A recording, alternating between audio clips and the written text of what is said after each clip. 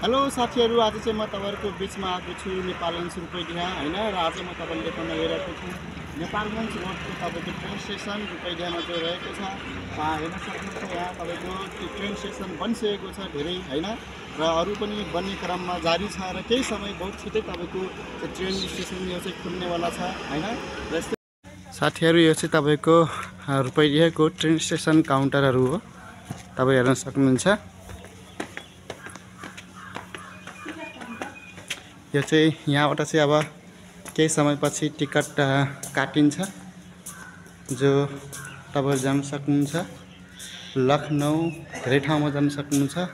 यहाँबाट चाहिँ तपाईको टिकट काटिन्छ भने यो चाहिँ तपाईहरु हेर्न सक्नुहुन्छ नेपालगञ्ज रुपैडियाको ट्रेन स्टेसन।